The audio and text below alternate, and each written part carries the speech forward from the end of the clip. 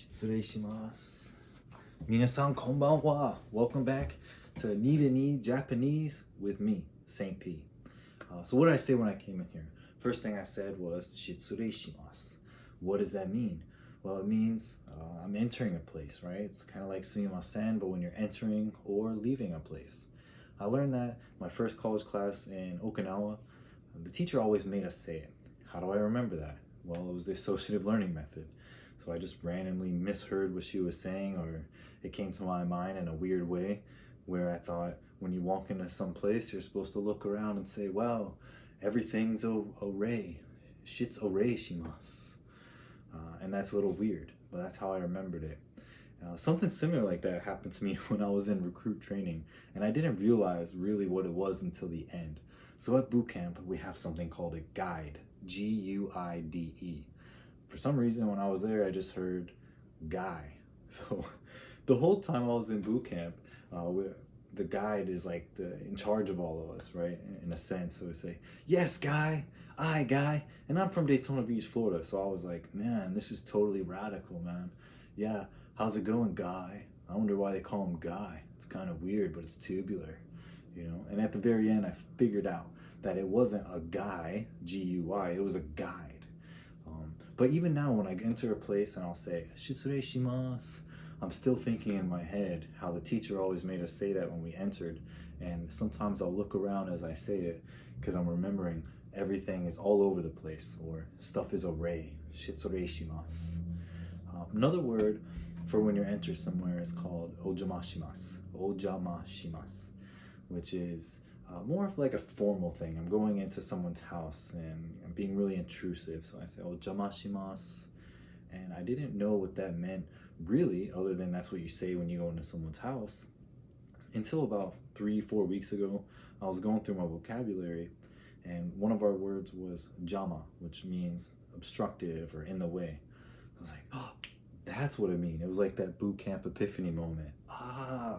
So I'm saying when I go into someone's house that I'm being obstructive, I'm being intrusive, and I want to, be very polite and say, I'm sorry, ojamashimasu, right? So on to the associative learning method. We're going to talk about that in depth today, and then I'll go over some hiragana part 2. I'm not going to teach you a whole lot of new symbols, but what I will do is tell you that I lied to y'all, okay?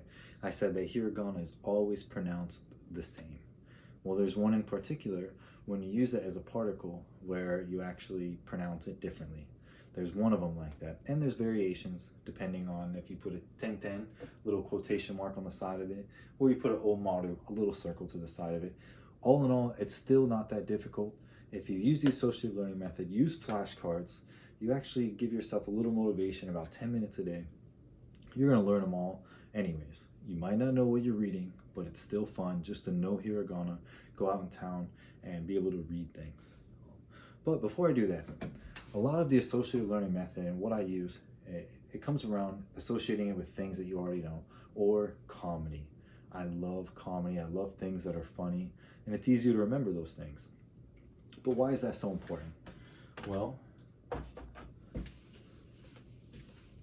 when you are trying to have a conversation in Japanese, whether it's basic level or more difficult level, the way I think of your ability to speak Japanese is, hold on, I'm gonna grab a coffee. The way I think of your ability to speak Japanese is a web, like a spider web or a net.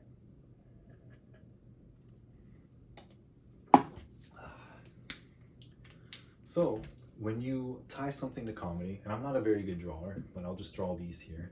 So this is a spider web. Yeah, it's absolutely horrible, right? This is your ability to speak Japanese.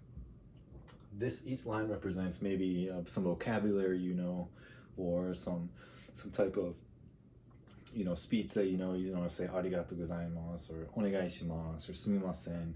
Very basic level, and it gets a little stronger when you associate it with comedy. It becomes a little bit stronger. But this is you at a basic level of Japanese. This is a spider web. Looks pretty good, right? Now, a basic level of Japanese conversation might be the ping pong ball, right? This is hajimashite, Cody desu. Yoroshiku onegai shimasu. Nice to meet you, I'm Cody, right? And if I throw a ping pong at a spider web, what's going to happen? Well, the spider web's going to catch it because it's a spider web. I can speak basic Japanese. But what happens when it becomes a little bit of a harder conversation, right? 病気なんですから、多分薬を飲んだ方がいい. Whoa, hold on a second. I don't understand that. That's like a tennis ball level conversation. As it gets harder, you throw a tennis ball at a spider web, what's going to happen? It's going to break apart. You're not going to be able to have that conversation. Now, what about a business meeting, right? Which I'm definitely not at that level, right? But a business meeting at like an N2 level. Throw a bowling ball at this spider web, what's going to happen? There's going to be no spider web. There's going to be no spider. That means I'm not going to be able to hold a conversation. But as I go on and I learn more things, like remember kokyo, right? That's a harder word. And now I have a big, strong foundation made of, let's call it a rope, right? As I start strengthening all these with all these associations I'm making and all these, interlocking webs of all these things that I'm doing to learn Japanese. I'm getting crazy right now, but it becomes a net, right? Like maybe one made of rope where you can hold a bowling ball. So that's the idea. Strengthen your web of learning Japanese and you'll have fun. So this video, I'll go over the associative learning method, the specifics of it, or how I use flashcards, and then we'll go into that hiragana. But let me erase this web for you because it's kind of scary.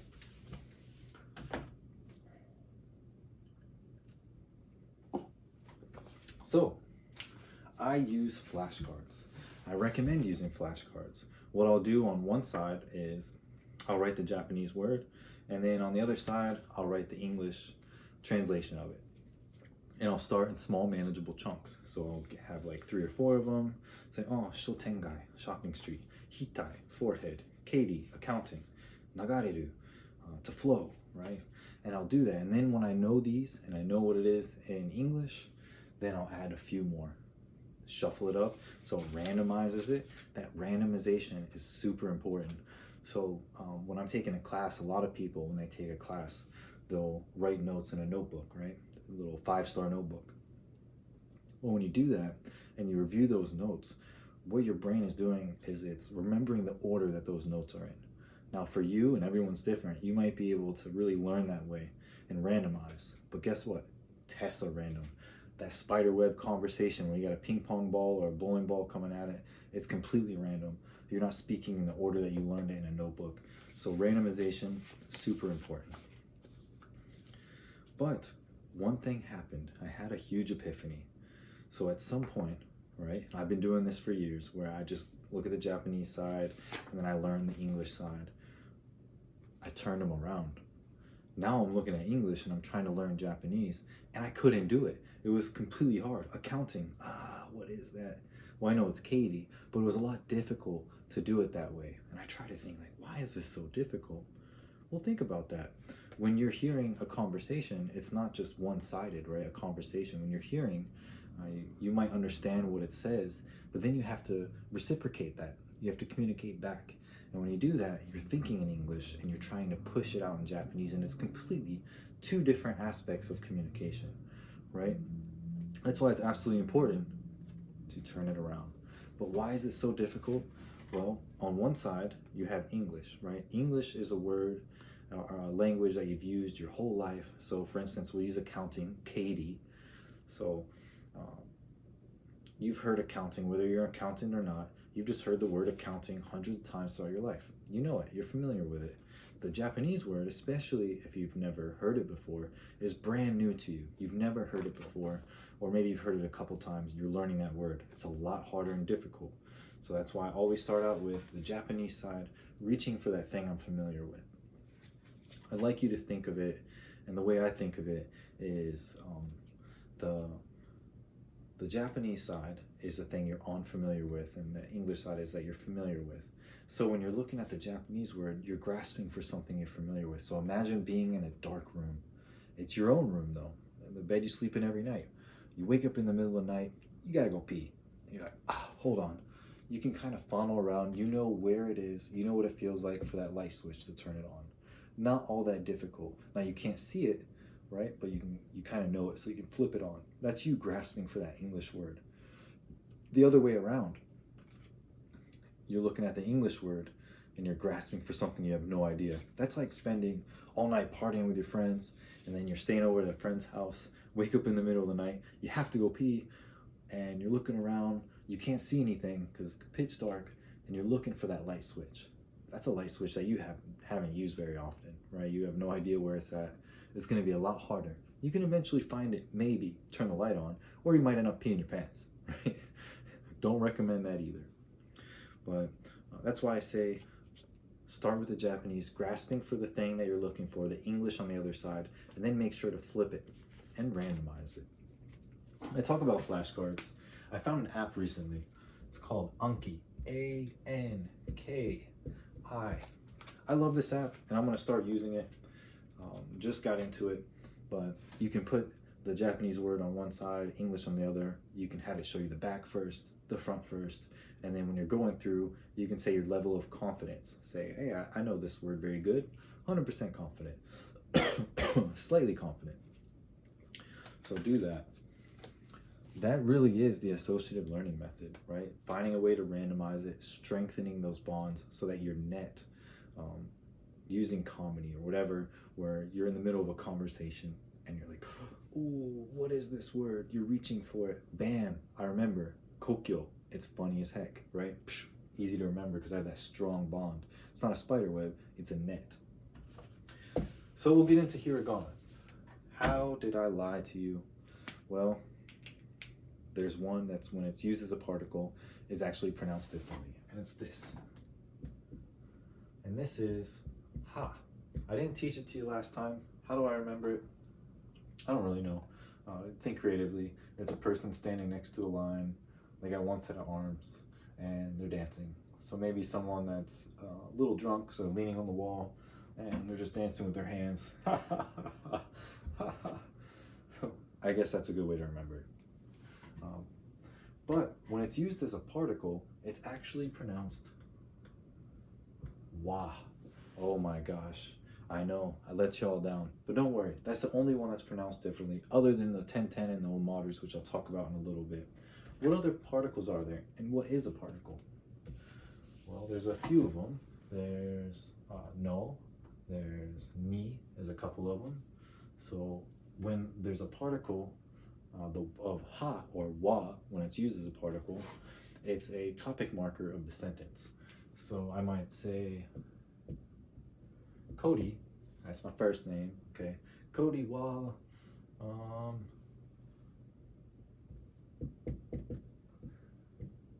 fisherman, right? I like to go fishing. You can see my fish up here. And if you notice, my squid got a mustache on because it's freaking cool. Cody wa, fisherman. So Cody is, that's the topic of the marker, or the topic of the sentence is Cody is a fisherman. No. So Cody no fish. So this is possessive particle, where it's, and you should recognize that from our last time that we talked. The no looks like a no smoking sign. So it's like an apostrophe S. It's Cody's fish. Cody wa fish means that I am a fish and I'm not, okay? Even though I'm pretty good at swimming and I love fishing, I am not a fish myself. I'm a fisherman. Cody no fish, this is my fish, it's possessive. So let's say, you know what, I'm gonna use Japanese here. Okay, ocean, umi, in Japanese it's umi, ni ikimasu. So this is a particle meaning a place, like a place that you're going to somewhere. I'm going to the ocean. So that's how particles work. And you'll learn that if you get one of those Genki Japanese books, or if you use one like me, the Japanese for Busy People. So those are particles. But what are the variations? So sometimes hiragana, here's another one I didn't teach you before. Maybe you learned it on your own. It looks like a face, right? So imagine there's eyes and a little tongue down here. And what that is he. He's giggling. Not like ha. Remember, ha, I'm drunk and I'm standing next to the wall and just moving my feet around. The one we just learned, which was this. We'll leave up there. Ha. But that's he. Let's use ta as well. Ta. Which you remember looks like T and A together with part of it missing.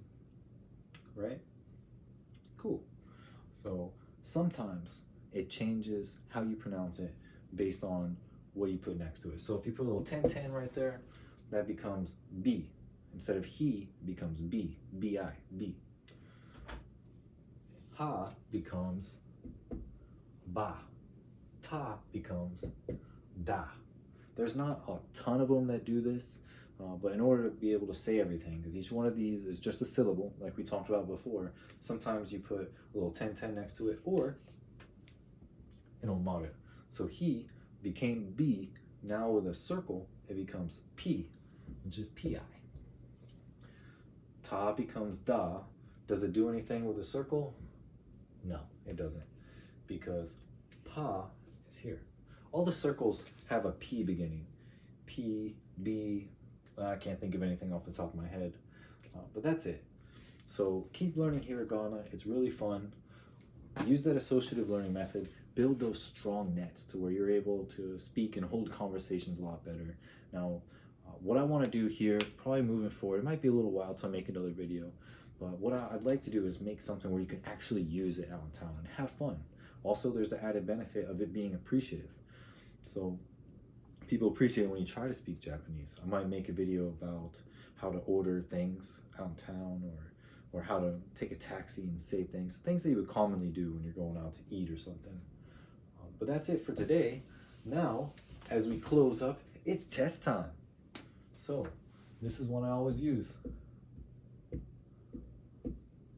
What is that?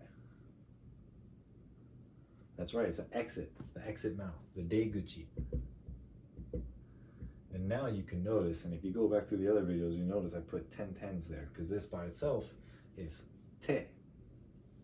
This by itself, do you remember? Ku, ku, but with the 10-10 is gu. That's chi. So that's exit.